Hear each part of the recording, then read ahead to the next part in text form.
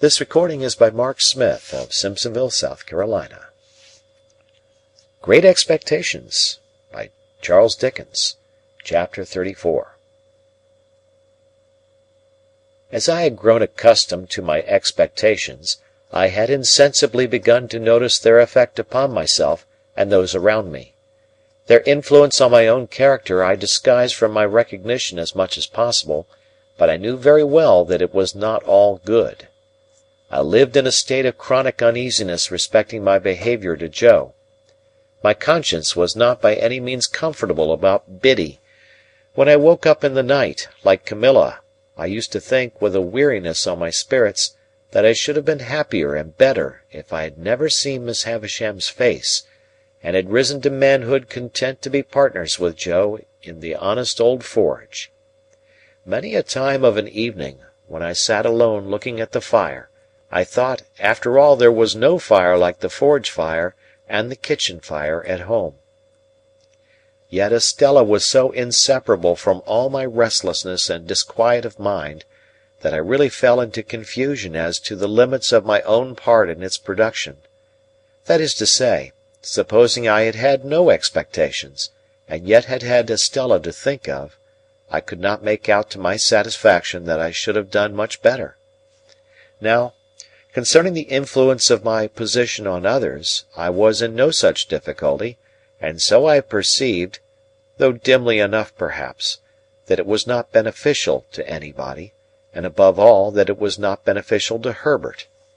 My lavish habits led his easy nature into expenses that he could not afford, corrupted the simplicity of his life, and disturbed his peace with anxieties and regrets.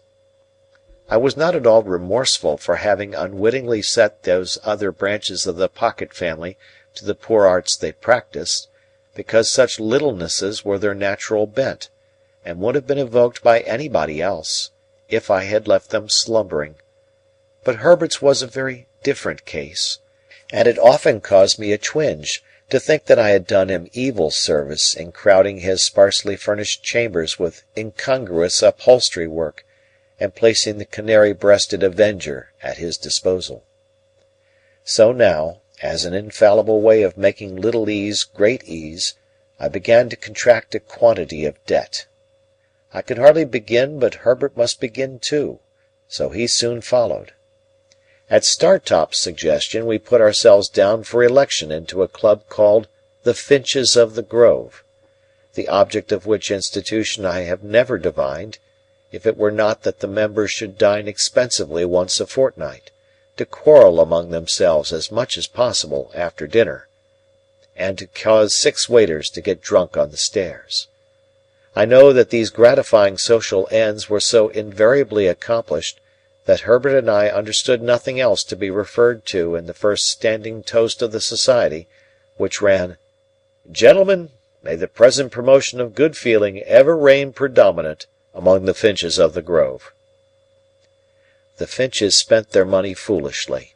The hotel we dined at was in Covent Garden, and the first Finch I saw when I had the honour of joining the Grove was Bentley Drummle, at that time floundering about town in a cab of his own, and doing a great deal of damage to the posts at the street corners. Occasionally he shot himself out of his equipage head foremost over the apron, and I saw him on one occasion deliver himself at the door of the Grove in this unintentional way, like coals. But here I anticipate a little, for I was not a Finch, and could not be, according to the sacred laws of the society, until I came of age.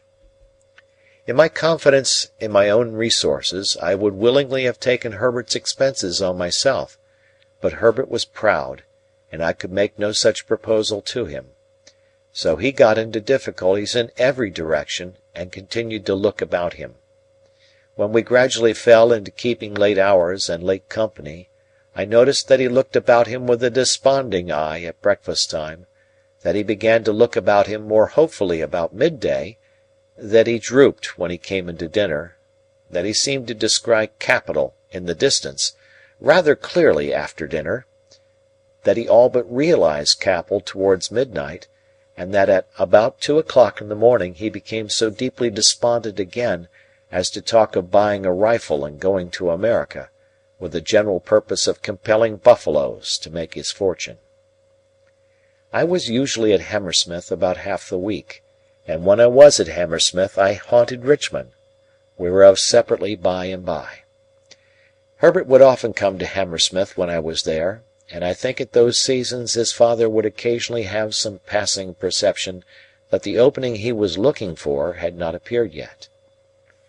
But in the general tumbling up of the family, his tumbling out in life somewhere was a thing to transact itself somehow. In the meantime Mr. Pocket grew greyer and tried oftener to lift himself out of his perplexities by the hair. While Mrs. Pocket tripped up the family with her footstool, read her book of dignities, lost her pocket handkerchief, told us about her grandpapa, and taught the young idea how to shoot by shooting it into bed whenever it attracted her notice. As I am now generalizing a period of my life with the object of clearing my way before me, I can scarcely do so better than by at once completing the description of our usual manners and customs at Barnard's Inn. We spent as much money as we could, and got as little for it as people could make up their minds to give us. We were always more or less miserable, and most of our acquaintance were in the same condition. There was a gay fiction among us that we were constantly enjoying ourselves, and a skeleton truth that we never did. To the best of my belief, our case was in the last aspect a rather common one. Every morning, with an air ever new, Herbert went into the city to look about him. I often paid him a visit in the dark back room in which he consorted with an ink jar, a hat peg, a coal box, a string box, an almanac, a desk and stool, and a ruler, and I do not remember that I ever saw him do anything else but look about him. If we all did what we undertake to do, as faithfully as Herbert did, we might live in a republic of the virtues. He had nothing else to do, poor fellow, except at a certain hour of every afternoon to go to Lloyd's, in observance of a ceremony of seeing his principal, I think. He never did anything else in connection with Lloyd's that I could find out, except come back again. When he felt his case unusually serious, and that he positively must find an opening, he would go on 'change at a busy time, and walk in and out, in a kind of gloomy country dance figure, among the assembled magnates. For, said Herbert to me, coming home to dinner on one of those special occasions, I find the truth to be, Handel, that an opening won't come to one, but one must go to it. So I have been. If we had been less attached to one another, I think we must have hated one another regularly every morning. I detested the chambers beyond expression at that period of repentance, and could not endure the sight of the Avenger's livery, which had a more expensive and a less remunerative appearance then than at any other time in the 24 hours. As we got more and more into debt, breakfast became a hollower and hollower form, and, being on one occasion at breakfast time threatened, by letter, with legal proceedings, not unwholly unconnected, as my local paper might put it, with jewellery, I went so far as to seize the Avenger by his blue collar and shake him off his feet, so that he was actually in the air like a booted Cupid, for presuming to suppose that we wanted a roll. At certain times, meaning at uncertain times, for they depended on our humour, I would say to Herbert, as if it were a remarkable discovery, "My dear Herbert, we are getting on badly." "My dear Handel," Herbert would say to me in all sincerity, "if you will believe me, those very words were on my lips by a strange coincidence." "Then, Herbert," I would respond, "let us look into our affairs." We always derived profound satisfaction from making an appointment for this purpose. I always thought this was business. This was the way to confront the thing. This was the way to take the foe by the throat. And I know Herbert thought so too. We ordered something rather special for dinner, with a bottle of something similarly out of the common way, in order that our minds might be fortified for the occasion, and we might come well up to the mark. Dinner over, we produced a bundle of pens, a copious supply of ink, and a goodly show of writing and blotting paper; for there was something very comfortable in having plenty of stationery. I would then take a sheet of paper, and write across the top of it, in a neat hand, the heading, "Memorandum of Pip's Debts," with Barnard's Inns and the date very carefully added. Herbert would also take a sheet of paper, and write across it with similar formalities, "Memorandum of Herbert's Debts." Each of us would then refer to a confused heap of papers at his side, which had been thrown into drawers, worn into holes in pockets, half burnt in lighting candles, stuck for weeks into the looking-glass, and otherwise damaged. The sound of our pens going refreshed us exceedingly, insomuch that I sometimes found it difficult to distinguish between this edifying business proceeding and actually paying the money. In point of meritorious character, the two things seemed about equal. When we had written a little while, I would ask Herbert how he got on. Herbert probably would have been scratching his head in a most rueful manner at the sight of his accumulating figures. "They are mounting up, Handel," Herbert would say. "Upon my life, they are mounting up." "Be firm, Herbert," I would retort, plying my own pen with great assiduity. "Look the thing in the face. Look into your affairs. Stare them out of countenance." "So I would, Handel, only they are staring me out of countenance." However, my determined manner would have its effect, and Herbert would fall to work again. After a time he would give up once more, on the plea that he had not got Cobb's bill, or Lobb's, or Nobb's, as the case might be. "Then, Herbert, estimate. Estimate it in round numbers, and put it down." "What a fellow of resource you are!" my friend would reply, with admiration. "Really your business powers are very remarkable." I thought so too. I established with myself on these occasions the reputation of a first-rate man of business, prompt, decisive, energetic, clear, cool-headed. When I had got all my responsibilities down upon my list, I compared each with the bill and ticked it off. My self-approval when I ticked an entry was quite a luxurious sensation. When I had no more ticks to make, I folded all my bills up uniformly, docketed each on the back, and tied the whole into a symmetrical bundle. Then I did the same for Herbert, who modestly said he had not my administrative genius, and felt that I had brought his affairs into a focus for him. My business habits had one other bright feature, which I called leaving a margin. For example, supposing Herbert's debts to be £164 4 and twopence, I would say, "Leave a margin, and put them down at 200.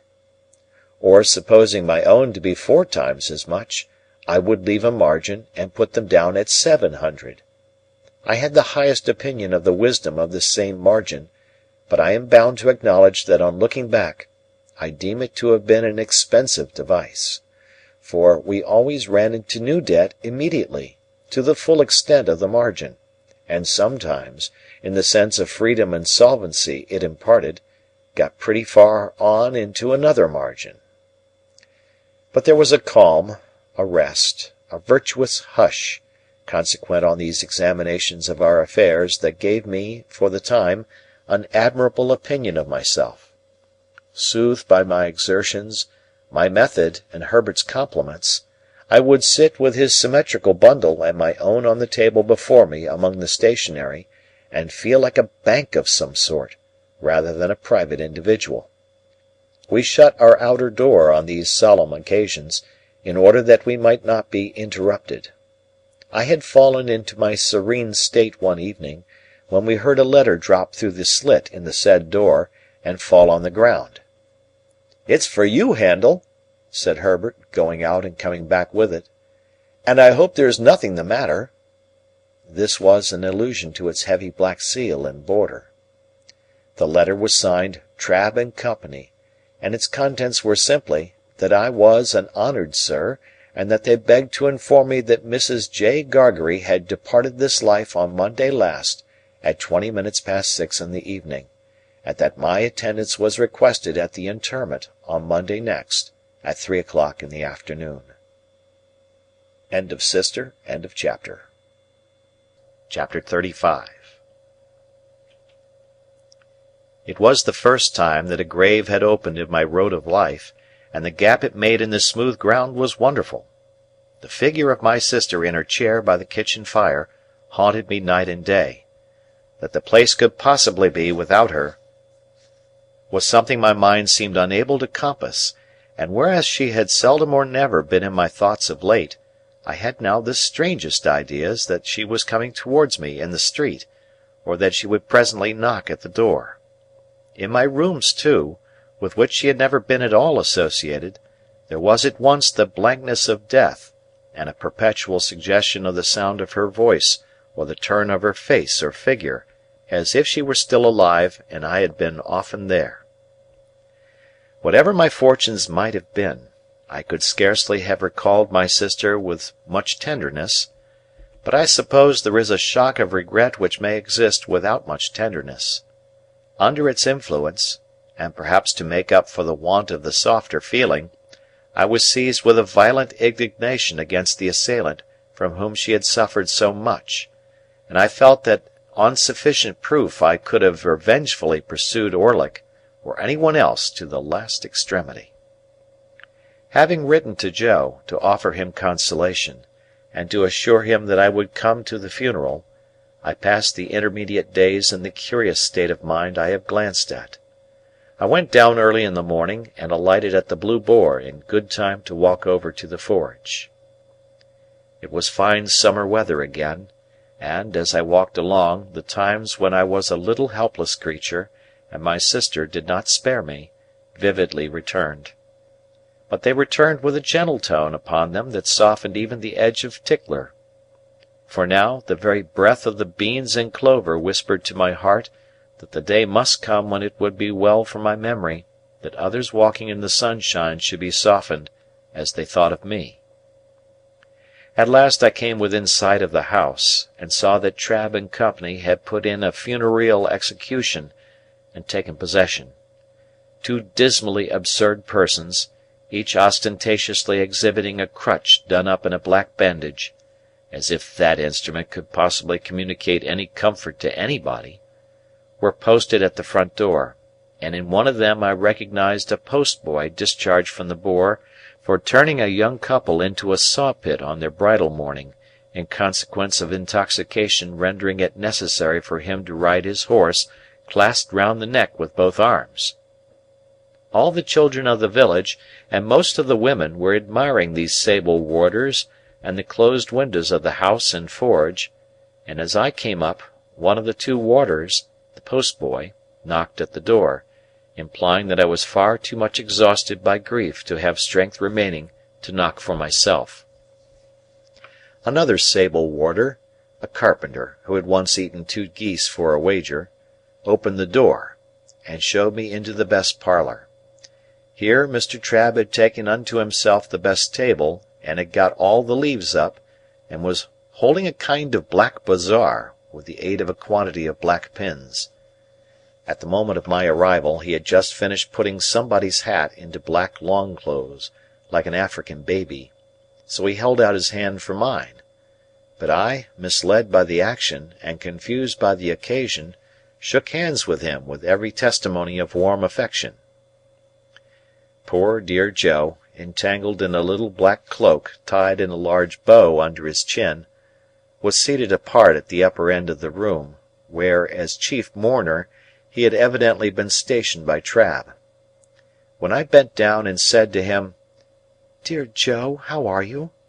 he said, "Pip, old chap, you knowed her when she was a fine figure of a—" and clasped my hand and said no more. Biddy, looking very neat and modest in her black dress, went quietly here and there, and was very helpful. When I had spoken to Biddy, as I thought it not a time for talking, I went and sat down near Joe, and there began to wonder in what part of the house she, my sister, was. The air of the parlour being faint with the smell of sweet cake, I looked about for the table of refreshment. It was scarcely visible until one had got accustomed to the gloom, but there was a cut-up plum-cake upon it, and there were cut-up oranges, and sandwiches, and biscuits, and 2 decanters that I knew very well as ornaments, but had never been used in all my life, one full of port and one of sherry. Standing at this table, I became conscious of the servile Pumblechook in a black cloak and several yards of hatband, who was alternately stuffing himself and making obsequious movements to catch my attention. The moment he succeeded, he came over to me, breathing sherry and crumbs, and said in a subdued voice, "May I, dear sir?" and did. I then descried Mr. and Mrs. Hubble, the last named in a decent speechless paroxysm in a corner.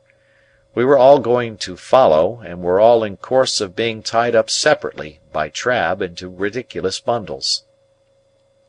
"Which I mean to say, Pip," Joe whispered me, as we were being what Mr. Trabb called formed in the parlour, 2 and 2, and it was dreadfully like a preparation for some grim kind of dance, "which I mean to say, sir, as I would in preference have carried her to the church myself, along with 3 or 4 friendly ones what come to it with swilling hearts and arms, but it were considered what the neighbours would look down on such, and would be of opinions as it were wanting in respect."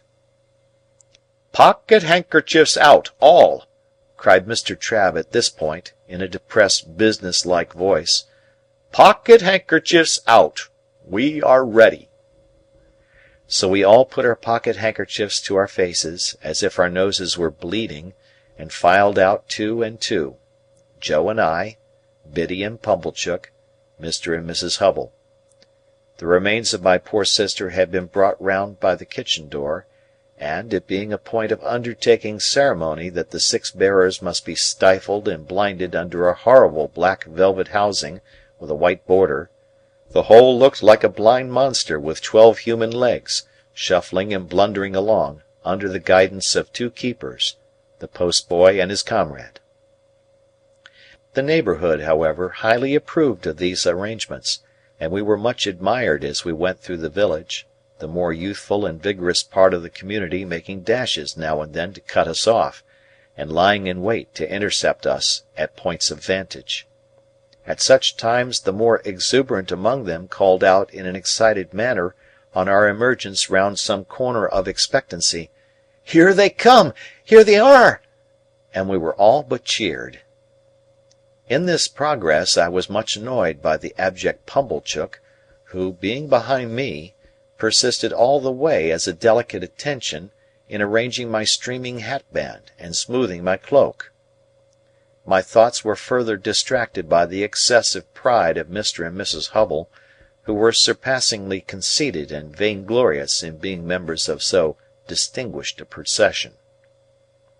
And now the range of marshes lay clear before us, with the sails of the ships on the river growing out of it, and we went into the churchyard, close to the graves of my unknown parents, Philip Pirrip, late of this parish, and also Georgiana, wife of the above. And there my sister was laid quietly in the earth, while the larks sang high above it, and the light wind strewed it with beautiful shadows of clouds and trees. Of the conduct of the worldly-minded Pumblechook while this was doing, I desire to say no more than it was all addressed to me, and that even when those noble passages were read which remind humanity how it brought nothing into the world and can take nothing out, and how it fleeth like a shadow and never continueth long in one stay, I heard him cough a reservation of the case of a young gentleman who came unexpectedly into large property. When we got back, he had the hardihood to tell me that he wished my sister could have known I had done her so much honour, and to hint that she would have considered it reasonably purchased at the price of her death.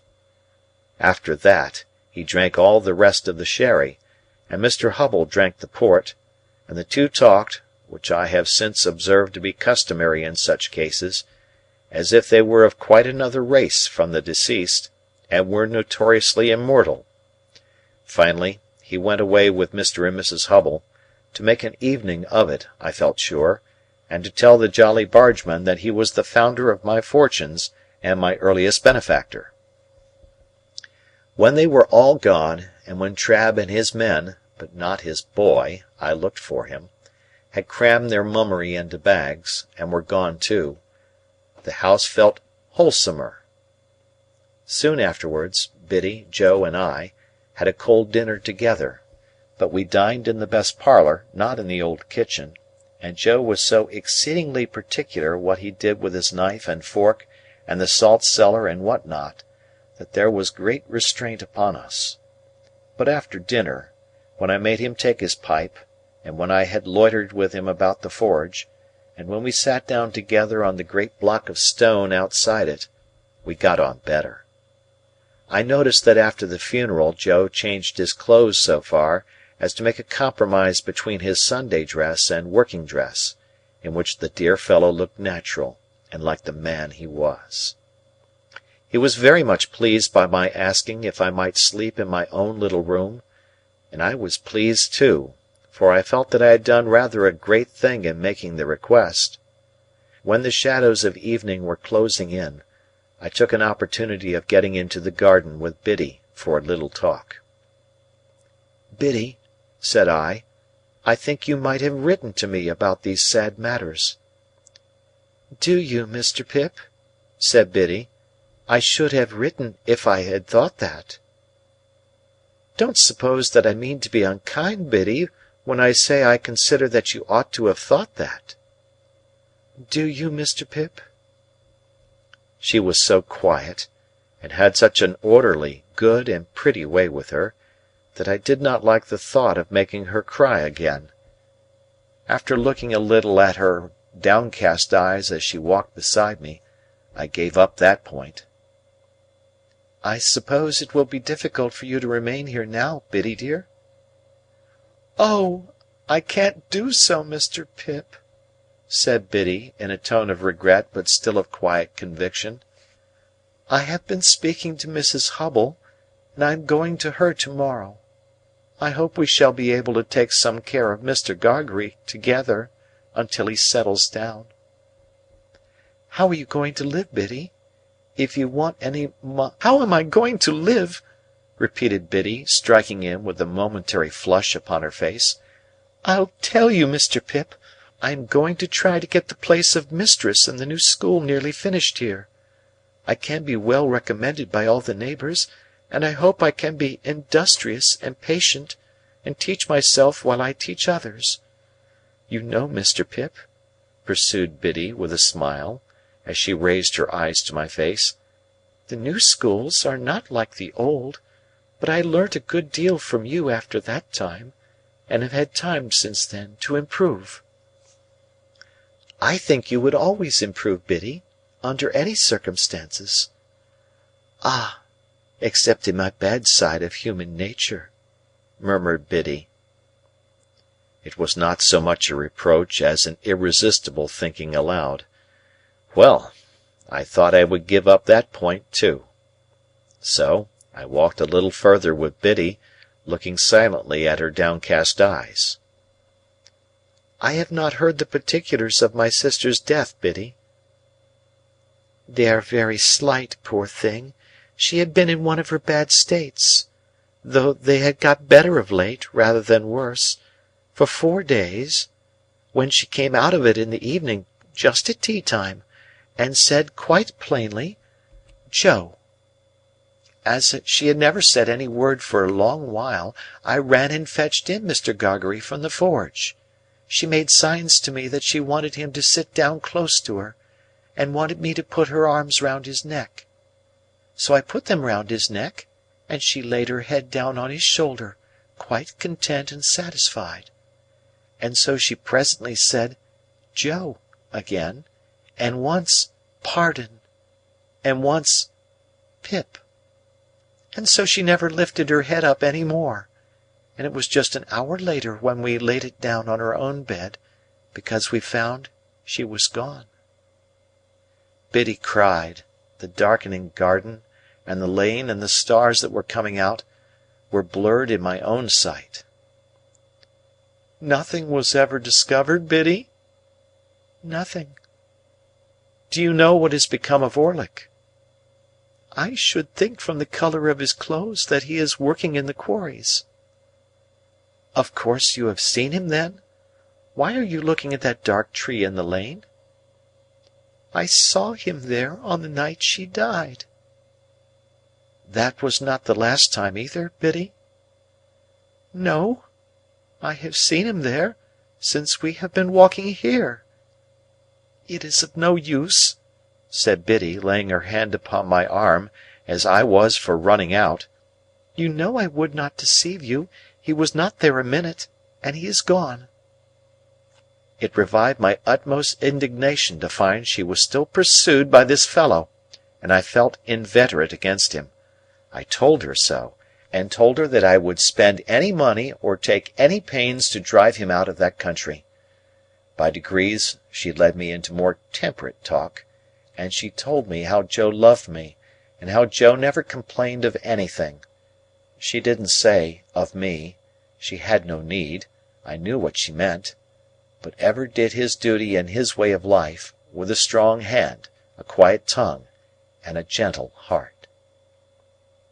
"Indeed it would be hard to say too much for him," said I. "And, Biddy, we must often speak of these things, for of course I shall be often down here now. I am not going to leave poor Joe alone." Biddy said never a single word. "Biddy, didn't you hear me?" "Yes, Mr. Pip." "Not to mention your calling me Mr. Pip, which appears to me to be in bad taste, Biddy. What do you mean?" "What do I mean?" asked Biddy timidly. "Biddy," said I in a virtuously self-asserting manner, "I must request to know what you mean by this." "By this?" said Biddy. "Now don't echo," I retorted. "You used not to echo, Biddy." "Used not?"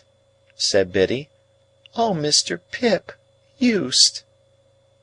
Well, I rather thought I would give up that point too. After another silent turn in the garden, I fell back on the main position. "Biddy," said I made a remark respecting my coming down here often to see Joe, which you received with a marked silence. Have the goodness, Biddy, to tell me why."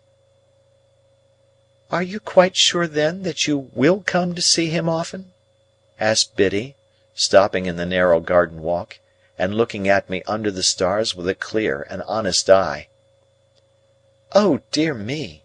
said I, as if I found myself compelled to give up Biddy in despair. "This really is a very bad side of human nature. Don't say any more, if you please, Biddy. This shocks me very much." For which cogent reason I kept Biddy at a distance during supper, and when I went up to my own old little room, took as stately a leave of her as I could, in my murmuring soul, deemed reconcilable with the churchyard and the event of the day. As often as I was restless in the night, and that was every quarter of an hour, I reflected what an unkindness, what an injury, what an injustice Biddy had done me. Early in the morning I was to go.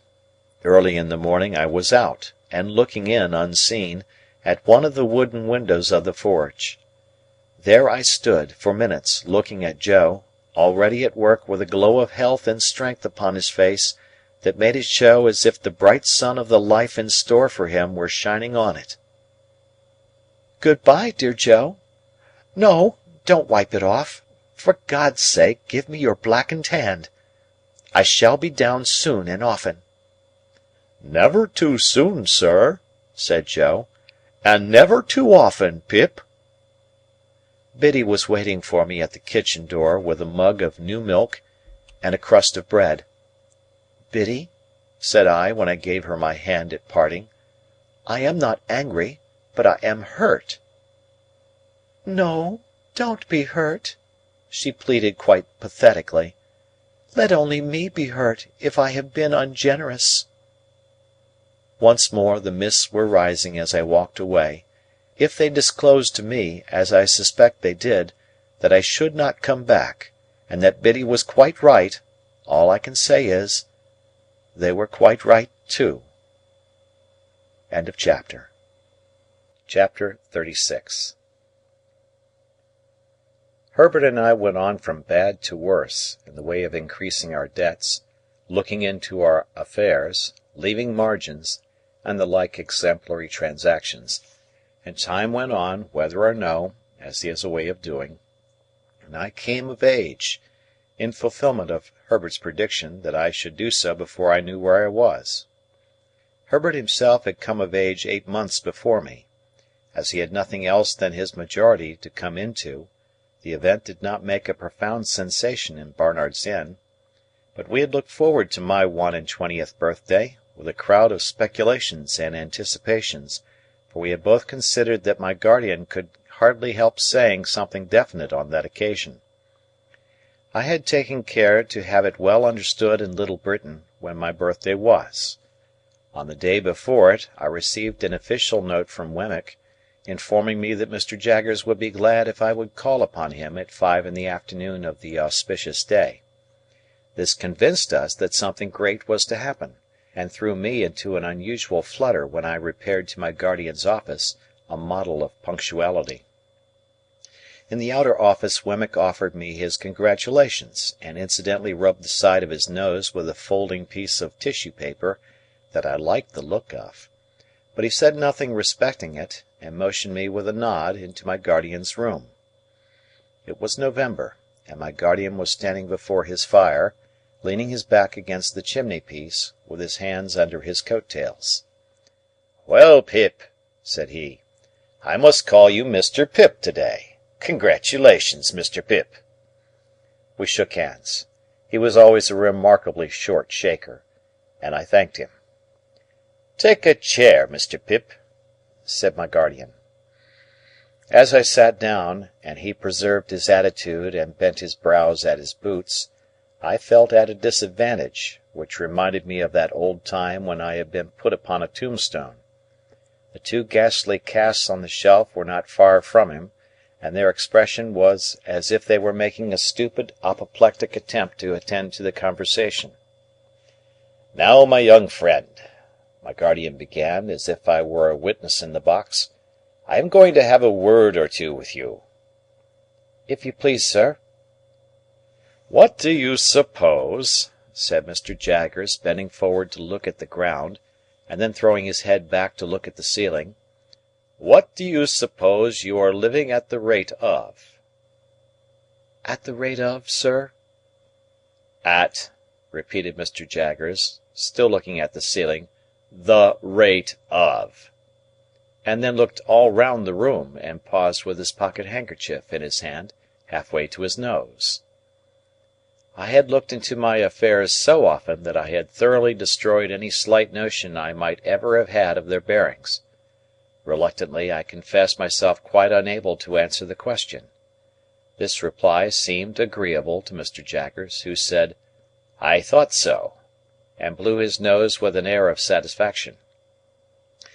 "Now, I have asked you a question, my friend," said Mr. Jaggers. "Have you anything to ask me?" "Of course it would be a great relief to me to ask you several questions, sir, but I remember your prohibition." "Ask one," said Mr. Jaggers. "Is my benefactor to be made known to me to-day?" "No. Ask another." "Is that confidence to be imparted to me soon?" "Waive that, a moment," said Mr. Jaggers, "and ask another." I looked about me, but there appeared to be now no possible escape from the inquiry.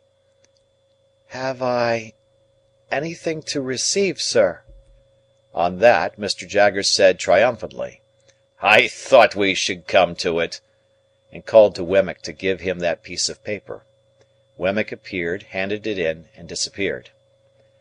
"Now, Mr. Pip," said Mr. Jaggers, "attend if you please. You have been drawing pretty freely here. Your name occurs pretty often in Wemmick's cash-book. But you are in debt, of course?" "I am afraid I must say yes, sir." You know you must say yes, don't you?" said Mr. Jaggers. "Yes, sir." "I don't ask you what you owe, because you don't know, and if you did know you wouldn't tell me, you would say less. Yes, yes, my friend," cried Mr. Jaggers, waving his forefinger to stop me as I made a show of protesting. "It's likely enough that you think you wouldn't, but you would. You'll excuse me, but I know better than you. Now, take this piece of paper in your hand. You have got it? Very good. Now, unfold it and tell me what it is." "This is a bank note," said I, "for £500. "That is a bank note," repeated Mr. Jaggers, "for £500. And a very handsome sum of money, too, I think. You consider it so?" "How could I do otherwise?" "Ah! But answer the question," said Mr. Jaggers. "Undoubtedly." "You consider it undoubtedly a handsome sum of money. Now, that handsome sum of money, Pip, is your own. It is a present to you on this day, in earnest of your expectations. And at the rate of that handsome sum of money per annum, and at no higher rate, you are to live until the donor of the whole appears. That is to say, you will now take your money affairs entirely into your own hands, and you will draw from Wemmick £125 per quarter, until you are in communication with the fountain-head, and no longer with the mere agent.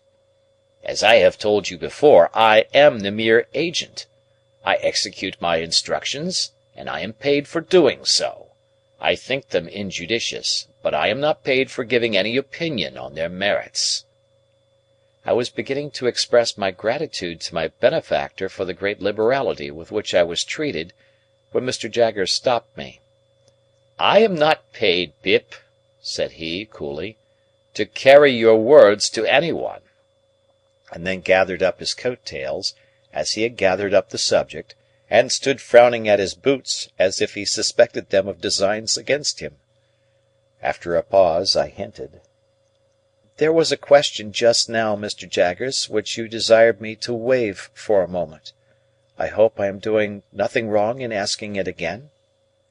"What is it?" said he. I might have known that he would never help me out, but it took me aback to have to shape the question afresh, as if it were quite new.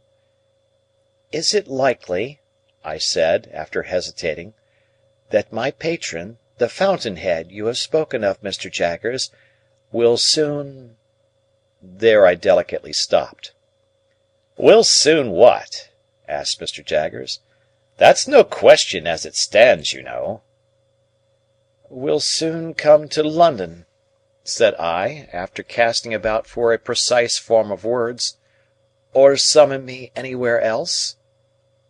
"Now here," replied Mr. Jaggers, fixing me for the first time with his dark, deep-set eyes, "we must revert to the evening when we first encountered one another in your village. What did I tell you then, Pip?" "You told me, Mr. Jaggers, that it might be years hence when that person appeared." "Just so," said Mr. Jaggers. "That's my answer." As we looked full at one another, I felt my breath come quicker in my strong desire to get something out of him; and as I felt that it came quicker, and as I felt that he saw that it came quicker, I felt that I had less chance than ever of getting anything out of him. "Do you suppose it will still be years hence, Mr. Jaggers?"